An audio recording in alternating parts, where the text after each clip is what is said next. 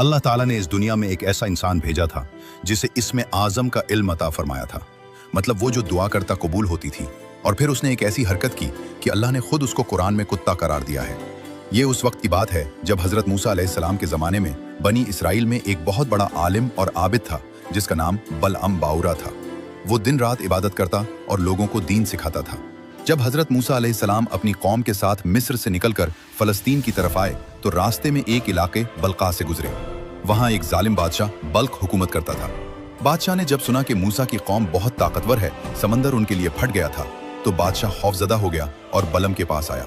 उसने ढेरों सोना, चांदी, जायदादें और तोहफे बलम के सामने रखे और कहा, मूसा की कौम के खिलाफ बद्दुआ करो, ये तमाम दौलत तुम्हारी हो जाएगी। बलम ने रात को अल्लाह से दुआ की।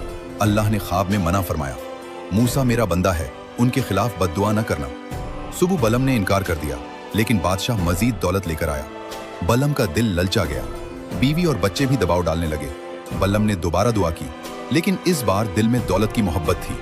अल्लाह ने आजमाइश में इजाजत दे दी। अगले दिन बलम अपनी गधी पर सवार होकर एक पहाड़ की चोटी पर गया, जहां से बनी इसराइल का पूरा कैंप नजर आता था। जब बलम ने इसमें आजम पढ़कर बद्दुआ शुरू की तो इंतहाई अजीब बात हुई।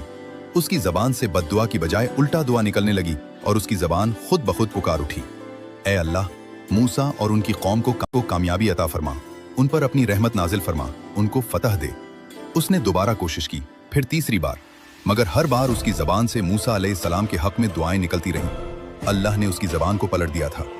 और फिर बलम ने शैतानी तदबीर सोची। उसने बादशाह से कहा, खूबसूरत औरतों को बनी इसराइल के पास भेजो, जब वो गुनाहों में मुब्तला होंगे तो उन पर अल्लाह का अजाब आएगा। और यह मंसूबा कामयाब हुआ।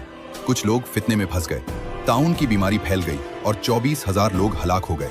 अल्लाह ताला ने कुरान पाक में सूरतुल आराफ में बलम को कुत्ते की खासियत वाला कहकर जिक्र फरमाया है, जिसका मतलब यह है कि कुत्ता हर हालत में अपनी जबान लटकाए रखता है। भूखा हो या पेट भरा हो, गर्मी हो या सर्दी, हर वक्त उसकी जबान बाहर निकली रहती है। बाज़ उलमा कहते हैं कि बलम की जबान हकीकत में लटक गई थी। अल्लाह ने उसे इतनी शदीद रुसवाई दी कि उसकी जबान मुंह से बाहर निकल आई और वो कुत्ते की तरह बदसूरत नजर आने लगा। लोग उससे नफरत करने लगे थे।